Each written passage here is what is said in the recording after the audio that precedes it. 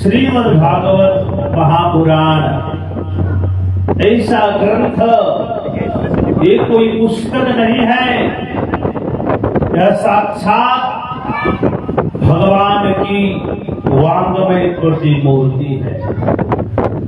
प्रत्यक्षा वर्तते हरे, ये साक्षात हरि स्वरूप है। इनके शब्द शब्द में कृष्ण जी का वास है और अर्थ अर्थ में राधा जी का वास है।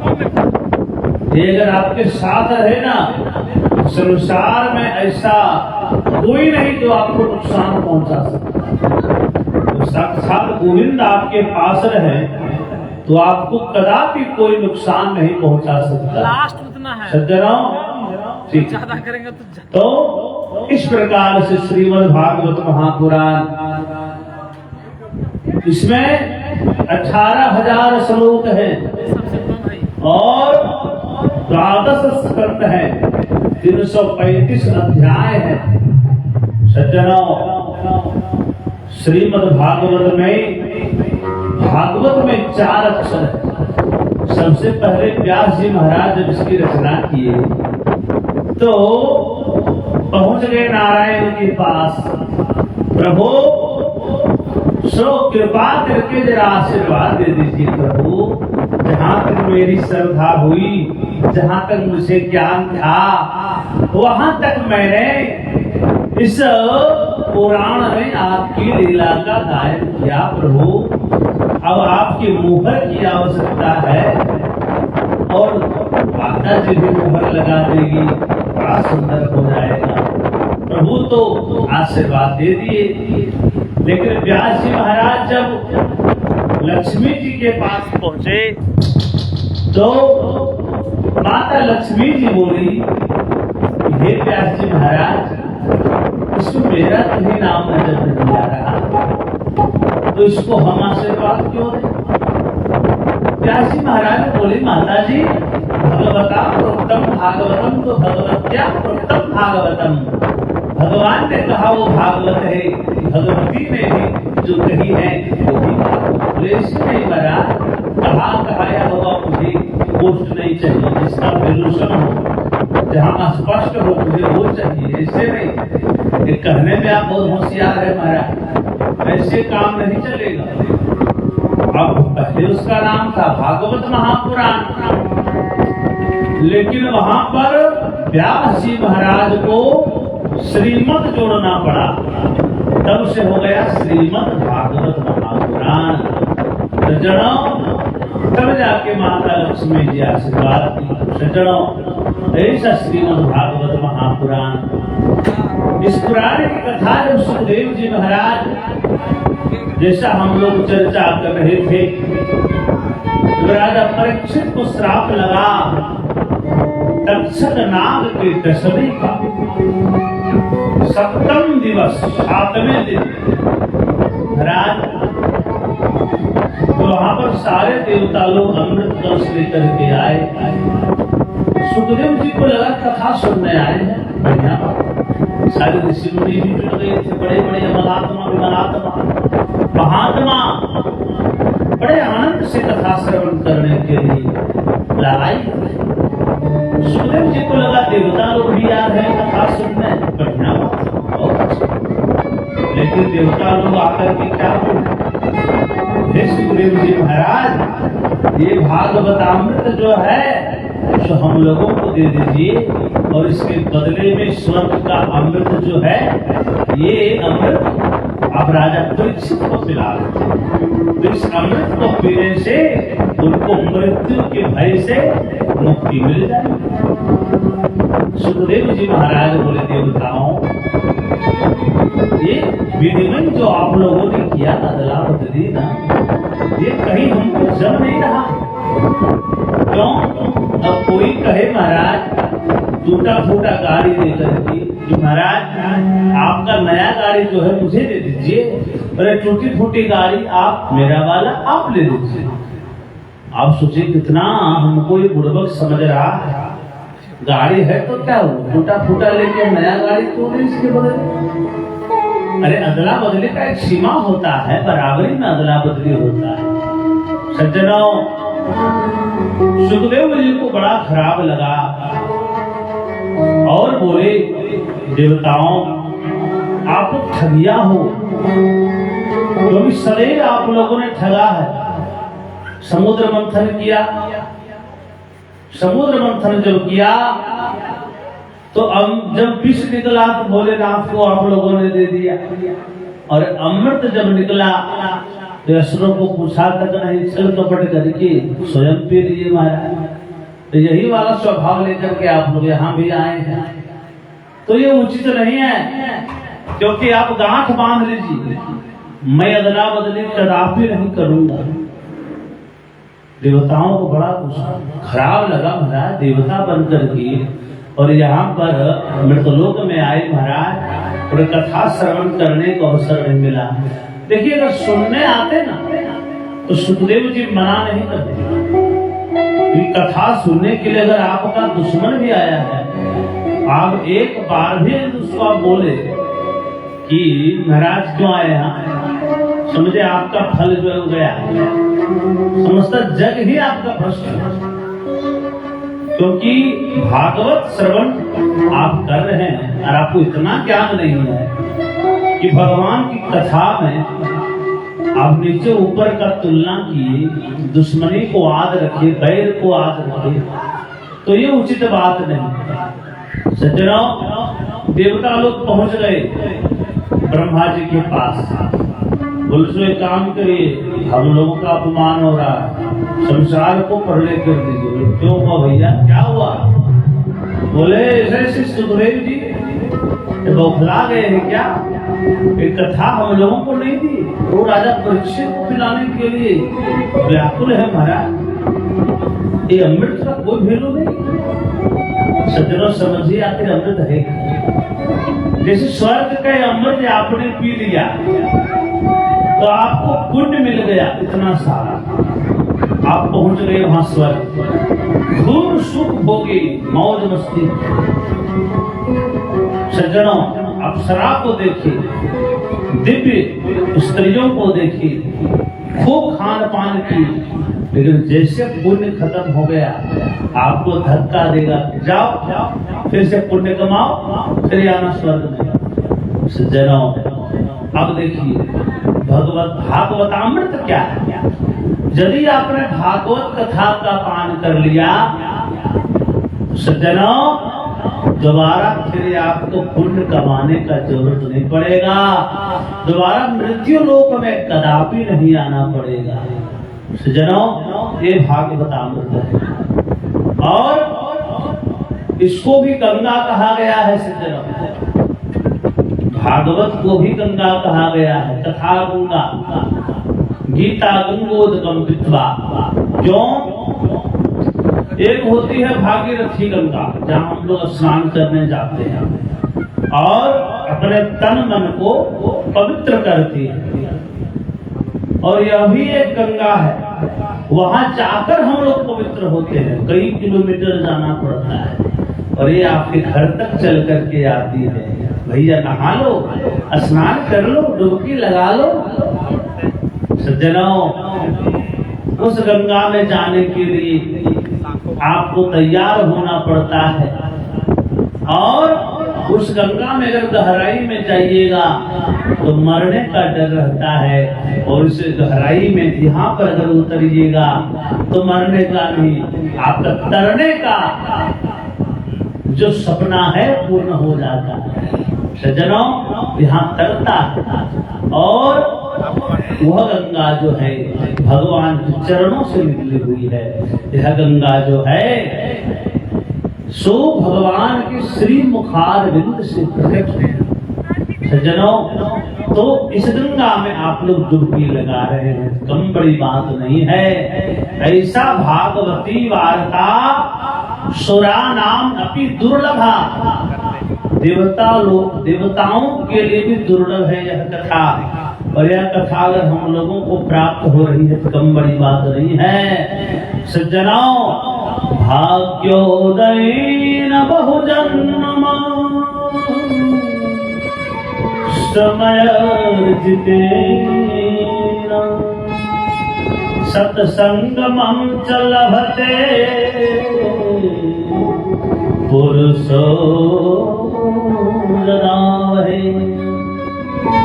सज्जनों, जीवों का जब अनंत जन्मों का पुण्य उदय लेता है तो ऐसा सत्संग श्रवण करने का अवसर प्राप्त होता है। सज्जनों, एक ब्राह्मण देवता थे, बहुत दरिद्र थे महाराज। ब्राह्मणी भिक्षा मांगती थी और उसके बाद भोजन बनाकर खाती थी। महाराज, भगवान एक दिन परीक्षा ली। क्या हुआ? यूं कि ब्राह्मण देवता को बार बार ब्राह्मणी कहती थी, अरे महाराज कमाने जाइए, स्वामी जी दुनिया कमा रहा है, नहीं कमाइएगा तो घर कैसे चलेगा? ये पोथी पढ़ने से काम नहीं होगा, कुछ दान दौलत भी कमाइए, धन दौलत महाराज, ऐसे काम नहीं चलेगा।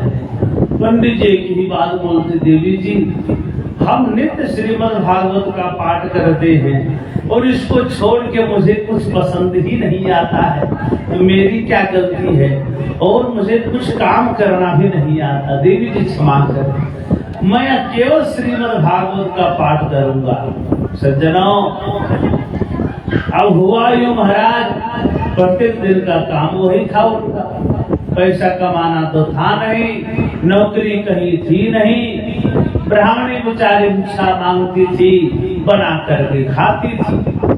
अब एक दिन अनेक साधु संतों का आगमन हो गया उनके घर में और सारे साधु संत अपने उदर के ऊपर हाथ घुमाने लगे, देवी कुछ हो जाए। और उस दिन वो भिक्षा मांगकर खा चुकी थी, कुछ भी बचा नहीं था। अरे ही दिन में दोबारा भिक्षा कैसे मांगे?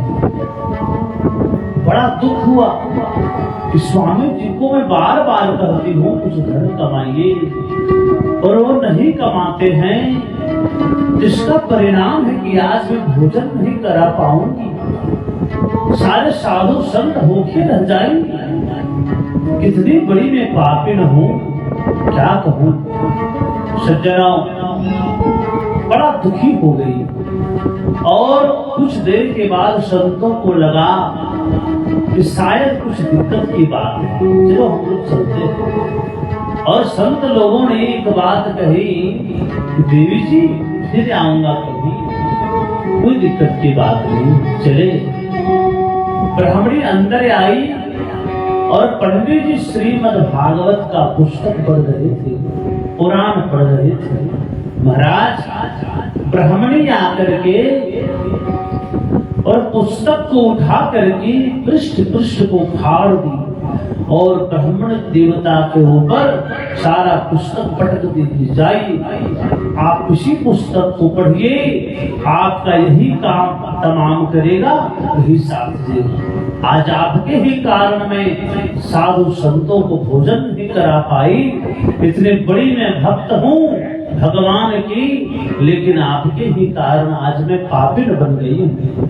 सज्जनों, ब्राह्मण देवता बेचारे बड़ा दुख हुआ उनको और पुस्तक को उठा करके चल दिए बाहर। इतनी कठोर वाणी सुनकर उनका हृदय भी दुखी हो गया। सज्जनों जब बाहर चल गए, भगवान सब कुछ देख रहे थे। ये नहीं सोचेगा भगवान नहीं देखते। आप प्रत्येक पल क्या करते हैं, क्या सोचते हैं, प्रत्येक क्षण आप क्या सोचते हैं, ये भगवान से ज्यादा कोई नहीं जान सकता। आपसे भी ज्यादा भगवान को पता है। सज्जनों, भगवान सब कुछ देख रहे थे। भगवान एक ग्वाला का भेष बनाए, गूंगा ग्वाला, और माथे पे टोकरी लेकर के बहुत सारा उसमें सोना चांदी हीरा मोती और कपड़ा ढक करके ब्राह्मणी के घर आ गए। दरवाजा खटखटाए, ब्राह्मणी ने दरवाजा खोली और झुंझला कर बोली, कौन हो? उनका तो दिमाग खराब था। साधु संत लोग भूखे चले गए थे। तो इशारे में जवाब दिया उस ग्वाले ने कि मैं दूंगा। ऐसे समझ गए दूंगा है।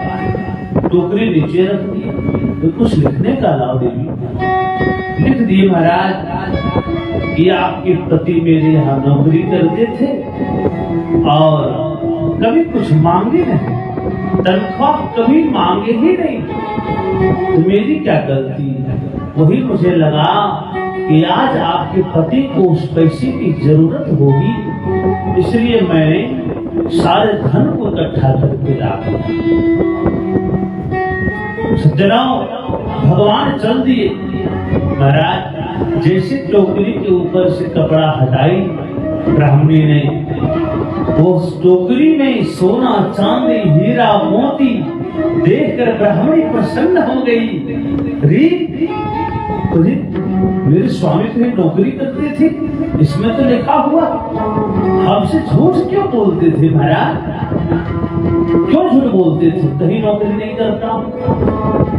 अरे आप पूरा घर को सजा दिया। ब्राह्मणी ने चकाचक लाइट जगमग जगमग कर रहा। सज्जनों, अब क्या हुआ?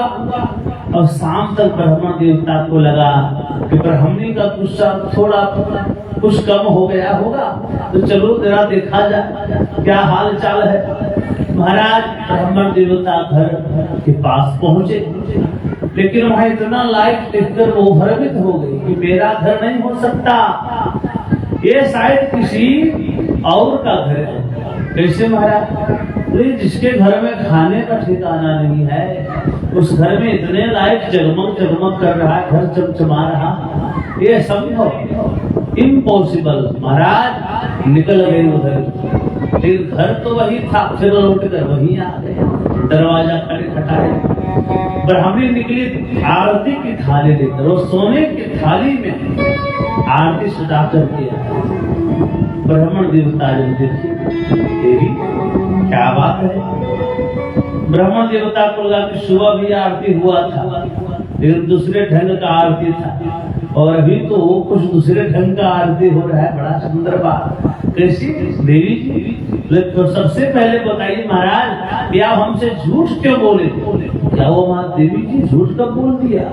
मैं कभी झूठ नहीं बोलता हूँ। नहीं महाराज, आप नौकरी करते थे ना? नहीं महाराज, देवी जी कभी नौकरी नहीं करता हूँ मैं, बार बार मैं इस बात को आपसे बोला। नहीं महाराज, आपके बॉस आए थे, मालिक, और कुछ लिख करके दिए हैं। अच्छा देवी, लिखने दो। जैसे ब्राह्मण देवता उस पृष्ठ को हाथ में लिए, महाराज झरझर करके उनकी आंखों से सुरधारा गिरने लगी।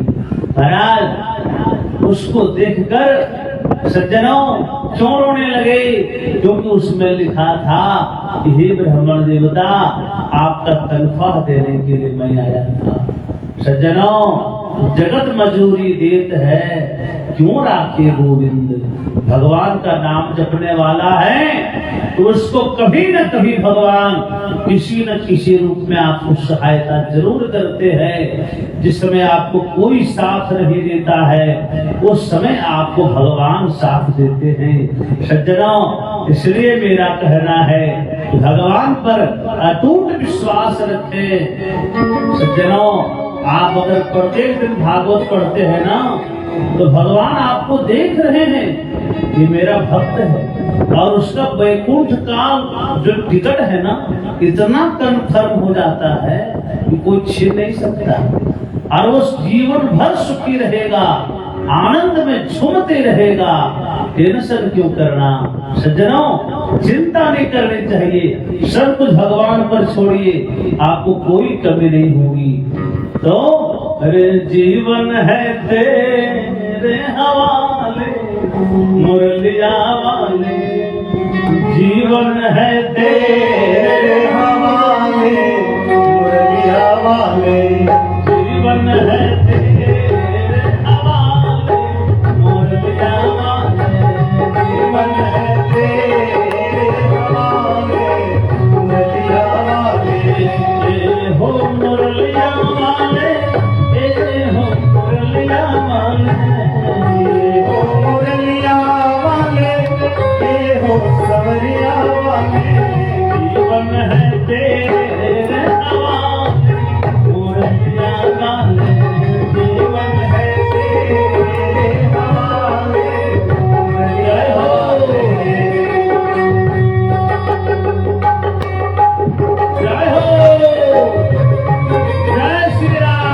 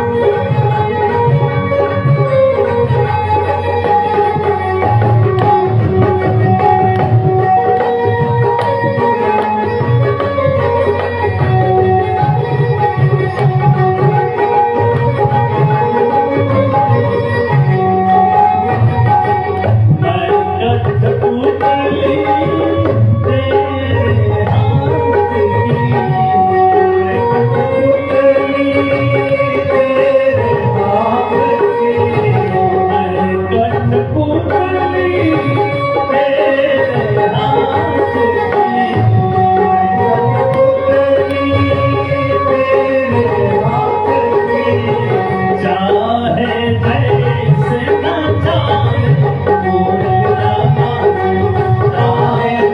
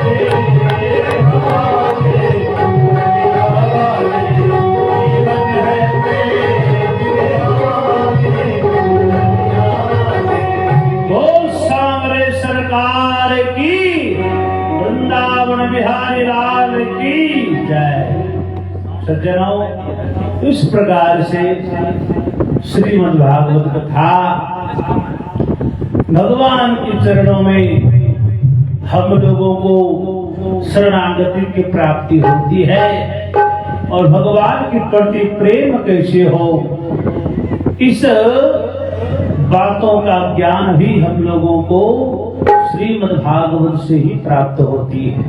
सज्जनों, भगवान को याद करना हम लोगों का स्वभाव होना चाहिए। सर्वप्रथम श्लोक श्रीमद् भागवत महापुराण का सच्चिदानंद रूपाय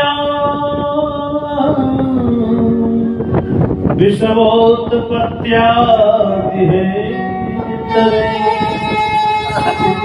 तापत्रय विनाशाय श्री कृष्णाय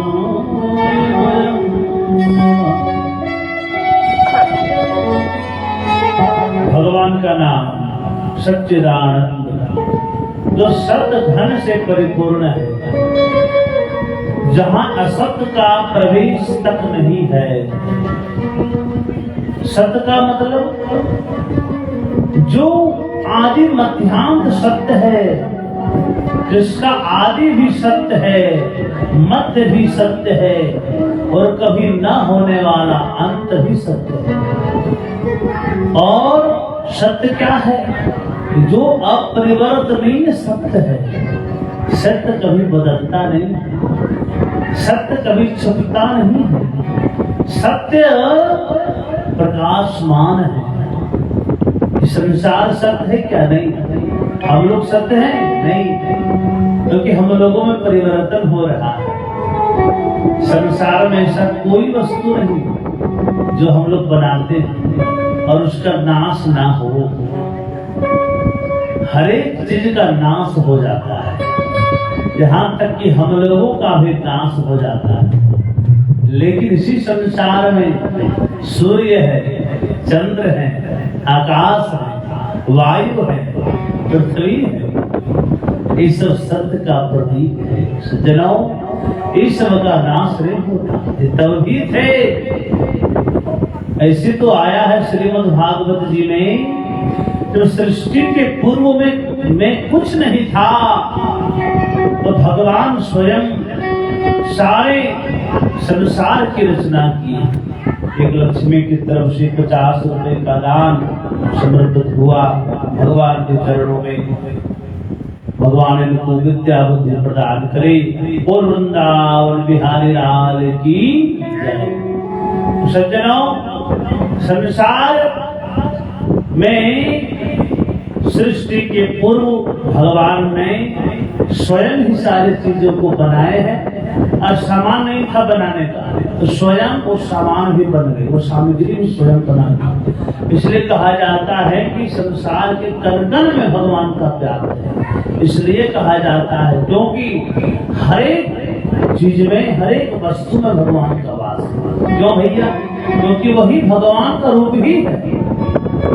जीव जंतु तो छोड़िए, तो सजीव है, तो निर्जीव भी है, उसमें ही भगवान का। क्योंकि खंभा में कोई प्राण नहीं होता, तो भगवान तो प्रकट हो गए, तो समझ लीजिए ऐसा कोई स्थान नहीं। सजीव में तो है ही, चींटी से लेकर हाथी पर्यंत तक 110% सबों में भगवान का वास है। अब किसी को भी दुख देते हैं तो भगवान को दुख दे रहे हैं, लेकिन उसके बाद भी सारे वस्तुओं में, एक घर में ऐसा कोई जगह नहीं। जो हिरण्यकशिपु ने पूछा प्रहलाद जी महाराज से, बताओ दुष्ट, तुम्हारा भगवान कहाँ है? पिताजी, आप ऐसा प्रश्न करते, बेटा बताओ भगवान कहाँ नहीं? अरे भगवान तो हर जगह है, आप में है, हम में है, इस तलवार में है, ये घर में है, नीचे है, ऊपर है। बताइए कैसा भक्त का दृष्टि होता है? और यही दृष्टि हर एक भक्त का होना चाहिए। प्रहलाद जी के चरित्र से भी हम लोगों को सीखना चाहिए कि हर एक भक्त का दृष्टि प्रहलाद जी की तरह होनी चाहिए। तो सबों में सीय राम में सब जग जाने, करो प्रणाम जोर जुग माने। सबों को श्री राममय जानिए, ऐसा अगर भाव आ गया तो समझिए आप सर्वश्रेष्ठ भक्त बन। सज्जनों, तो सतधन, जो सतधन से परिपूर्ण है, धन माने ठोस, जहाँ असत का प्रवेश नहीं। और दूसरा नाम क्या है? चित धन। चित माने प्रकाश, ज्ञान, जहाँ अज्ञान का प्रवेश तक नहीं है, जहाँ अंधकार का प्रवेश तक नहीं है, वैसा भगवान का नाम चित है। हम लोगों के अंदर चेतना भी चित के कारण ही। सज्जनों, सूर्य में रोशनी भी उनकी कृपा से आती है, चंद्रमा में शैतल्य भी उनकी कृपा से आती है। भगवान की कृपा, सृष्टि के जितने भी नियम चल रहे हैं स्वतः, और कौन सा नियम ऑटोमेटिक चल रहा है? सब कुछ तो ऑटोमेटिक ही है, नेचुरली जो है। ठंडा का दिन आने वाला, बताइए, ठंडा के बाद आता है, मान लीजिए गर्मी है महाराज, बारिश है महाराज, अपना परिवर्तन हो रहा है। कोई वैज्ञानिक परिवर्तन कर रहा है क्या? नहीं महाराज। रात के बाद दिन भी ऑटोमेटिक हो रहा है, कोई वैज्ञानिक बैठा है? कोई नहीं बैठा है महाराज, ऑटोमेटिकली हो रही है। वृंदावन बिहारी का भगवान इनका कल्याण करे, बाल बच्चे स्वस्थ रहे। बिल्कुल ध्यान से कथा श्रवण करिए। वृंदावन बिहारी लाल की जय। तो सृष्टि के जितने भी नियम स्वतः चल रहे हैं, जैसे हवा चल रहा, वायु चल रही है महाराज, पवन देव चला रहे हैं। अच्छा, सूर्य भगवान अगर छुट्टी मार दे एक दिन, रहो, हम लोग अगर लगातार 1 महीना पूजा अर्घ दे देते हैं, तो हम लोग को लगता है 1 महीना नहीं भी देंगे 2 महीना तो क्या फिर की बात है। अरे महाराज, अगर सूर्य भगवान ही बात सोच कि भैया हम भी बहुत दिन से प्रकाश दे रहे हैं, बिल तो कभी भेजते नहीं है, किसी बिल आया है? नहीं महाराज। लेकिन अगर विद्युत विभाग का अगर आप बिल नहीं भरते हैं तो महीना पूर्ते ही जो है सो बिल भेज देते हैं महाराज, इतना बड़ा चिट्ठा। सूर्य भगवान किसी को नहीं भेजते, वो क्या मांगते हैं? अर्घ दे दो भैया 1 लोटा। लेकिन अगर भगवान अपना बुद्धि विचार बदल ले तो क्या होगा? संसार में प्रलय हो जाए। हम लोगों की क्या विशाल, पवन देव को कभी थैंक यू किए हैं? लेकिन डॉक्टर के पास जाइएगा, 4 सिलेंडर अगर मिल जाए तो कहेगा डॉक्टर साहब थैंक यू, बहुत बहुत धन्यवाद। हम लोग कितने स्वार्थी स्वभाव। पवन देव को तो कई लोगों को पता ही नहीं कि कैसे हवा चल रहा, उनको लेने से मतलब है महाराज, फ्री का फ्री ऑफ कॉस्ट मिल रही, तो उनको कभी धन्यवाद हम लोग किए? कदापि नहीं किए। क्या ये उचित है? नहीं। अरे पवन देव को याद करिए, तब तो आपको पता चलेगी भगवान की कृपा कितनी जोड़ की है। ऐसी सज्जनों, ऐसी कृपा पता नहीं चलती। वृंदावन बिहारी लाल की जय। इस प्रकार से सज्जनों, भगवान का धन्यवाद करना चाहिए, तभी आपका बेड़ा पार होने वाला है। भगवान का नाम क्या है? चितघन। और भगवान का तीसरा नाम क्या है? आनंद। आनंद क्या है? जो आनंद सिंधु सुख राशि,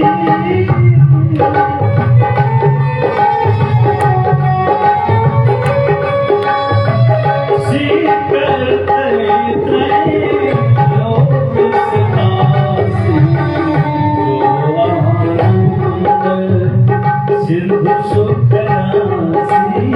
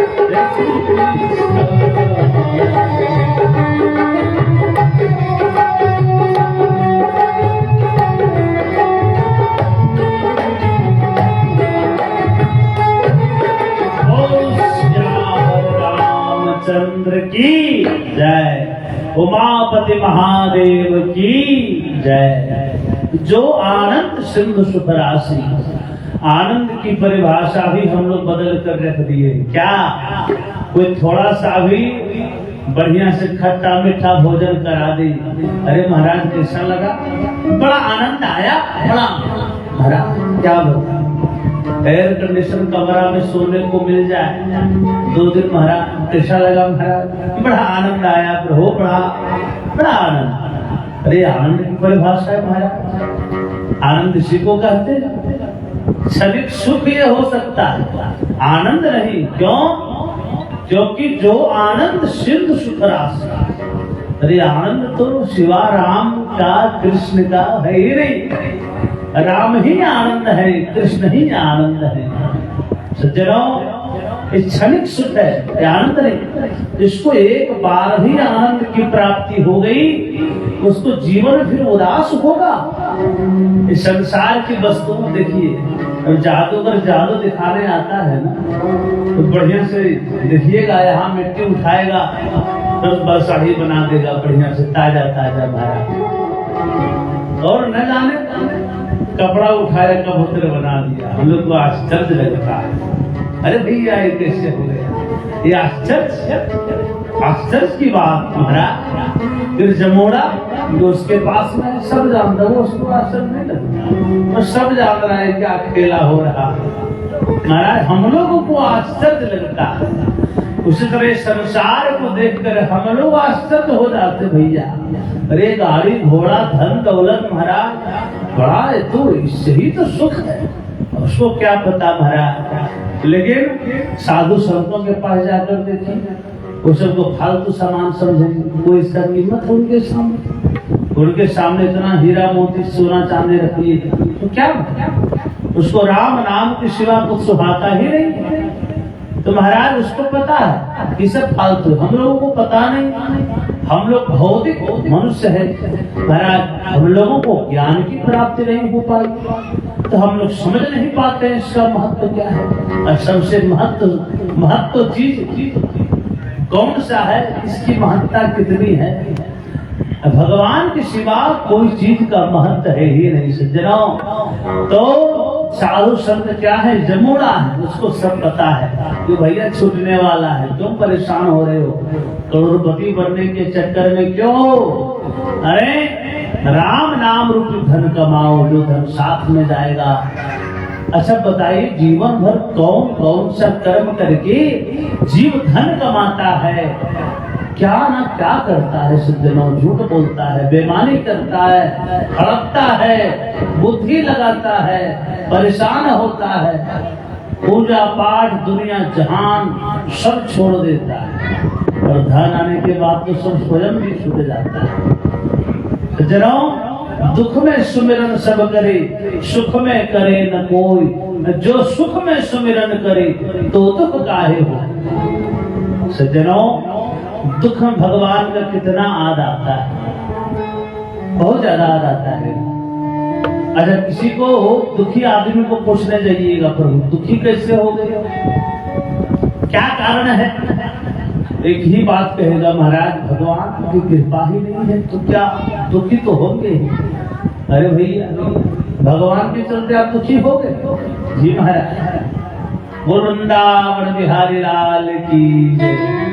बाबू की तरफ से 100 रुपए का दान समर्पित हुआ, भगवान इनको स्वस्थ बनाए रखें, खूब पढ़े लिखे आगे बढ़े, माता पिता का नाम रोशन करें। बोल वृंदावन बिहारी लाल की जय। सज्जनों, तो इस ढंग से वही प्राणी जब सुखी हो जाएगा तो पूछने जाइएगा, महाराज आप सुखी कैसे हुए, तो सुखी हम मेहनत की बदौलत हुए महाराज, बहुत कठिन परिश्रम करना पड़ा, तो दुखी होने की इच्छा थी क्या महाराज, तो दुखी बन गए तो हे महाराज भगवान दुख दिए थे, तो सुखी स्वयं बन गए जी महाराज। तो बताइए सज्जनों, बड़ा विपरीत स्थिति है, क्या कहना। तो दुख का भार जो है भगवान के हाथों में सौंप देते हैं। देखिए भयंकर दुख में जब होते हैं तो एक आदमी महाराज कह रहा था कि हनुमान जी संकट से निकालिए प्रभु, 21 किलो लड्डू चढ़ाऊंगा प्रभु, आप इस संकट से निकालिए, घनघोर संकट है प्रभु, दया करिए प्रभु। अब संकट भगवान के पास से कुछ कम हो गया। किसी ने कहा भैया तो 21 किलो लड्डू आद है, ये महाराज आद है, लेकिन अब कुछ दुख भी कम हुआ है, कम से कम भगवान के चरणों में 100 रुपए का दान समर्पित हुआ। भक्त के द्वारा भगवान इनको कल्याण करे, सभी स्वस्थ रहे, मस्त रहे। मैं नाम नहीं ले पाता हूँ कथा में व्यस्त रहने के कारण, लेकिन ऑटोमेटिकली भगवान तो सब कुछ देख रहे, अंतर्जामी है, उनको बताने की क्या आवश्यकता, वो सब कुछ जान रहे। बोल वृंदावन बिहारी लाल की जय। सज्जनों सुख में अब बताइए भैया 21 किलो लड्डू आद है, महाराज दुख कुछ कम हो गया है तो 11 किलो तो जरूर, क्यों भैया दुख ज्यादा था तभी 21 किलो का था क्या? नहीं महाराज वही है, तब घनघोर संकट था प्रभु। अच्छा कुछ दिन के बाद और दुख कम हो गया, क्या भैया 11 किलो लड्डू आद है ना, चढ़ाना है। तो भैया कुछ दुख बहुत ज्यादा कम हो गया है, तो 11 किलो है तो 5 किलो तो जरूर। महाराज 5 किलो में कोई दाग नहीं, अगर तो पूरी तरह खत्म हो गया, क्या भैया 5 किलो तो आध है कि वो भी नहीं महाराज आध है, लेकिन अब बहुत बढ़िया समय आ गया, अब कमाऊंगा जाकर के, तो महाराज कमा के आऊंगा तो 5 किलो नहीं तो 1.25 किलो जरूर चढ़ाऊंगा, इसमें कोई संदेह की बात नहीं। और वृंदावन बिहारी लाल की जय। दुख भी कम होता गया, इधर भक्ति भी कम होती गई। कौन सा प्रेम है महाराज, ऐसे में तो भगवान और दूर चले जाने और नजदीक आने का नाम ना ले। हम लोगों की भक्ति अलग किस्म की भक्ति है, लेकिन एक भक्ति का पहचान नहीं। सज्जनों तो ये आनंद है, भगवान की भक्ति अहित की करनी चाहिए। कुछ भगवान से डिमांड मत रखिए प्रभु, हेतु की कोई हेतु मत बनाइए। हेतु क्या अप्रतिहता अयात्मा संपरसीदति। सज्जनों इस प्रकार से भगवान का तीसरा नाम क्या है? आनंद। राम ही आनंद है, कृष्ण ही आनंद है। जब चतुर्थ दिवस भागवत में जन्मोत्सव मनाते हैं तो नंद घर कृष्ण भयो कहते हैं, नंद घर कृष्ण भयो जे कन्हैया लाल की नहीं, नंद घर आनंद भयो जे कन्हैया लाल। तो आनंद ही कृष्ण है, कृष्ण ही आनंद है। इसलिए महाराज सच्चिदानंद रूपाय विश्वोत्पत्त्यादि हेतु, भगवान का काम क्या है? विश्व को बनाना, पालन करना और अंत में संहार कर देना। सज्जनों बनाते हैं संसार को, जैसा हम लोग श्रवण किए, पालते हैं हवा से, पानी से। पृथ्वी अगर एक दाने के बदले 100 दाना न दे, सब कुछ बेकार। बारिश इतना पड़ जाए कि फसल बराबर, सारा फसल सड़ जाएगा। बारिश एकदम होवे ही नहीं तो भी फसल खत्म हो जाए। तो भगवान के बैलेंस के बिना आपका कुछ काम नहीं होने वाला है। पालते हैं और अंत में संहार कर देते हैं। तो सृष्टि का अंत आता है तो पूरे संसार को मकड़ी की तरह खुद जाले को बना करके ही ग्रहण करने की इच्छा रखती है। सज्जनों इस प्रकार से अपने बनाए हुए सृष्टि को भगवान फिर अपने अंदर ही विलीन कर लेते हैं। महाराज इस प्रकार से भगवान का काम यही है। भगवान के नाम में पावर क्या है? बोले तापत्रय विनाशाय, तीनों प्रकार के तापों को विनष्ट करने की क्षमता भगवान के नाम में है। जनों 3 प्रकार का ताप, दैहिक, दैविक, भौतिक तापा राम राज काहू नहीं व्यापा। देह जनता, देव जनता, भौतिक सुख सुविधाओं से ताप पाप जो होता है, इस सारे तापों को, पापों को विनष्ट करने की क्षमता भगवान के नाम में है। इसलिए दोबारा भगवान का नामानुसंकीर्तन करने आई। ओम गोविंद मेरो है, गोपाल मेरो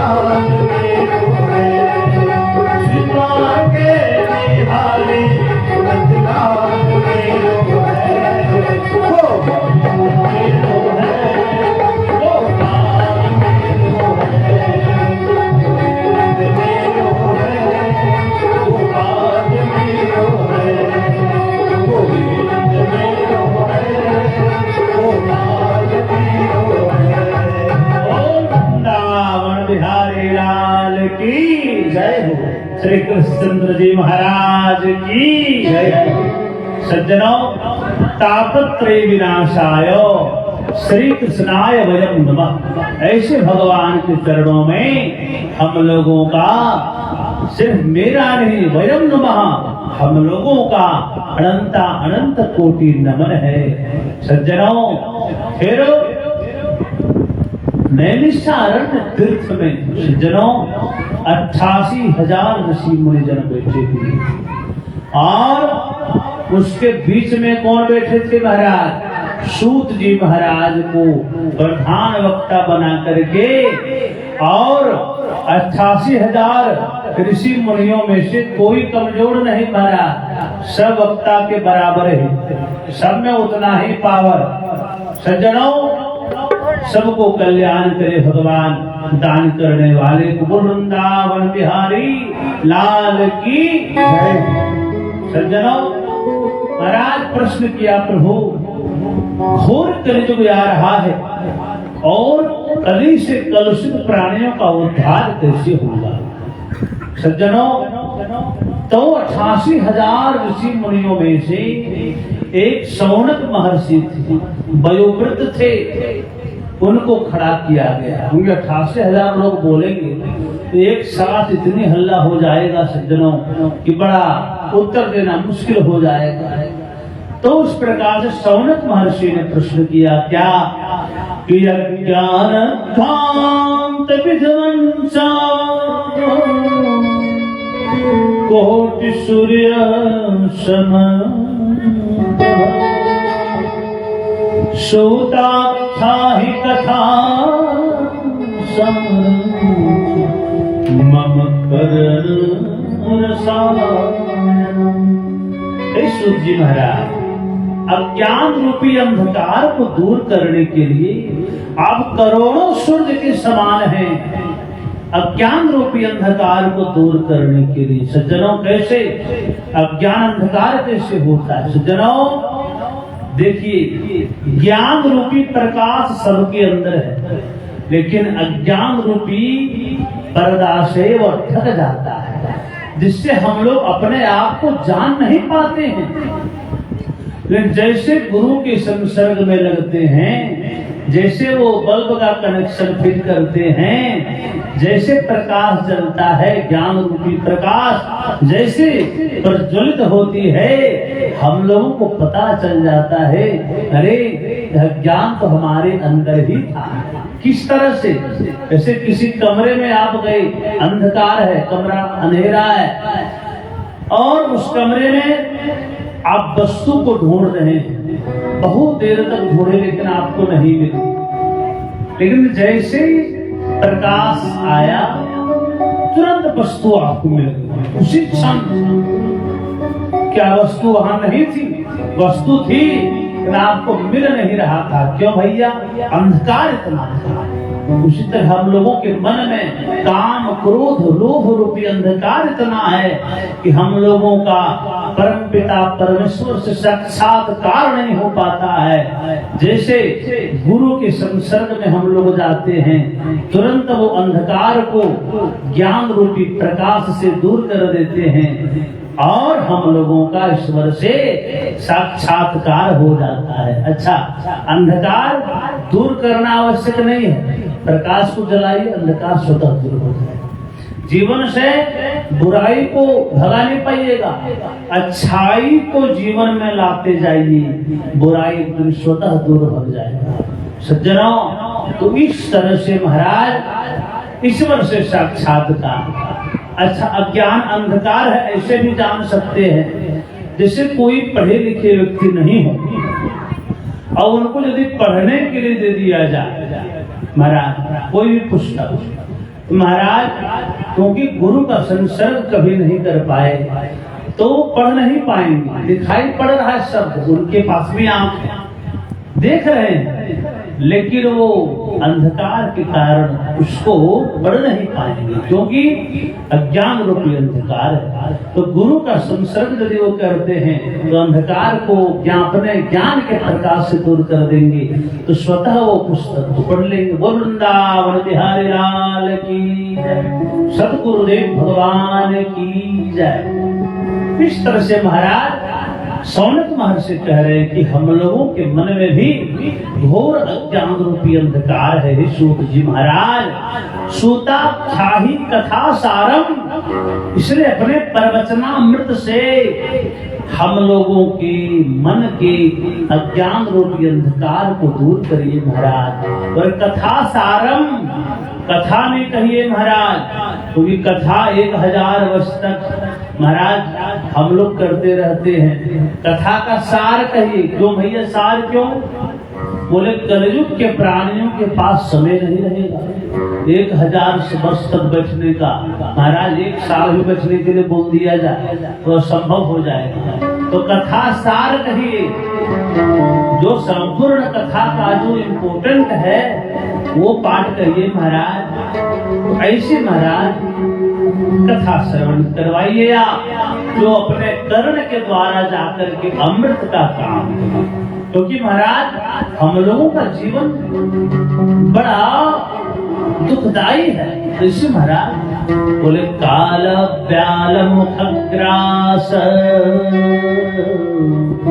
त्रास निर्णास है तवे। काल व्याल मुखग्रास, काल रूपी व्याल, व्याल कहते हैं सर्प को। हम लोग काल रूपी सर्प के मुंह में बैठे हैं, तो हम लोग कब तक सुरक्षित हैं? जब तक तो अपना मुख बंद न करें। यहाँ भी जिसका मुख वो बंद करते हैं, यहाँ गोविंदाय नमः हो जाता है उसी समय। किसी भी समय हो सकता है, कोई गारंटी भी नहीं।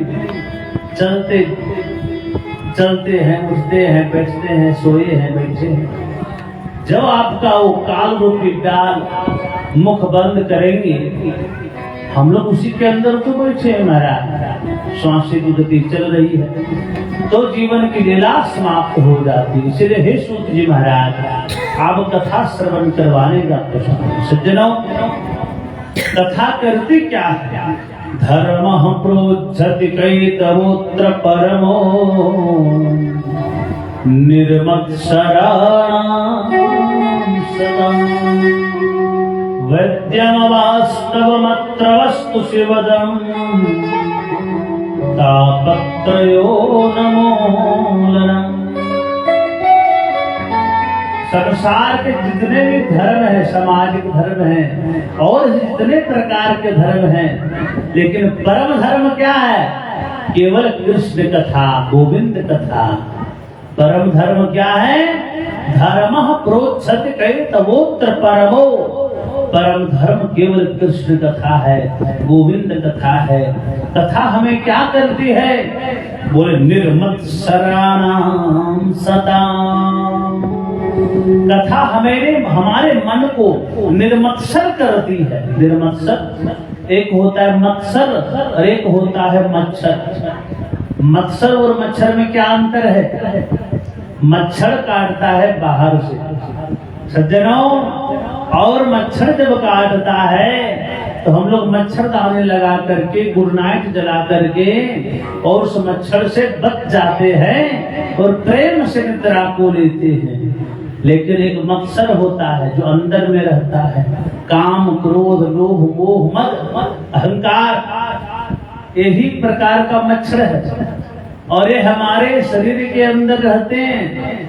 तो इसको मिटाने के लिए कोई जहर तो बना नहीं, तो कैसे मिटेगा?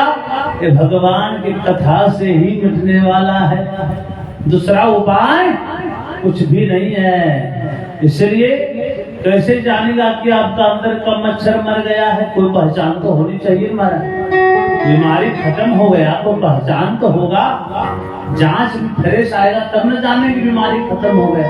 तो जांच कैसे करिएगा और कैसे जानेगा कि मच्छर अभी जिंदा है? देखिए सज्जनों, जब दूसरों के दुख को, दूसरों के दुखों को देखकर यदि हम लोगों का मन खुशी हो जाए तो समझिए हम लोगों का मच्छर भी जिंदा है और तरोताजा है। और जब दूसरों के दुखों को देखकर हम लोगों का मन भी दुखी हो जाए तो समझिए मच्छर आपका मर चुका है। तो दूसरों के दुखों में उसका साथ देना कि हंसे। अरे आजकल का समय ऐसा है ना, आदमी जितना पूरे दुख से दुखी नहीं है उतना दूसरों के सुख से दुखी हो जाती है। सज्जनों, दूसरा अगर गाड़ी ले ले, दूसरा घर बना ले महाराज, तो नींद चैन चला जाता है महाराज। कैसे होगा? बड़ा भैया क्यों नहीं सो रहे हो? अरे भैया वो घर ले लिया, गाड़ी ले लिया। तो महाराज वो अपने मेहनत से लिया है, आप भी मेहनत करो। तो महाराज अरे भैया सब आपकी कर्म का प्रभाव है, सोचना चाहिए और मन को शांति बनाए हुए रखें, तब मच्छर मरेगा। निर्मत्सरा नाम सताम। और कथा क्या करती है? बोले वेद्यम वास्तव वस्तु, वेद्यम वास्तव वस्तु का बोध कराती है। वास्तव वस्तु क्या है? वास्तवो जीव, वास्तवी माया, वास्तवम जगत। जीव जगत माया का बोध कराती है। ये जीव क्या है, जगत क्या है, ये माया क्या है, ये जगदीश कौन है, ये संपूर्ण कथा को जो बोध कराए वही श्रीमद् भागवत है। और कथा क्या करती है? शिवदम शिवम कल्याणम ददाति शिवदम। कथा कल्याण के मार्ग को प्रशस्त करती है। और कथा क्या करती है? तापत्रयोन मूलनम। 3 प्रकार के ताप हैं, दैहिक, दैविक, भौतिक। आप किसी पेड़ को यदि काटते हैं ना सज्जनों, पेड़ को काट दिया, अब पेड़ तो खत्म हो गया, लेकिन अगर बारिश होगी, हवा चलेगी, फिर से उसके जड़ से पनपना शुरू हो जाएगा सज्जनों। और एक दिन पुनः वृक्ष बनकर तैयार हो जाएगा। लेकिन वृंदावन बिहारी लाल की जय। सीताराम सीताराम सीताराम सीताराम।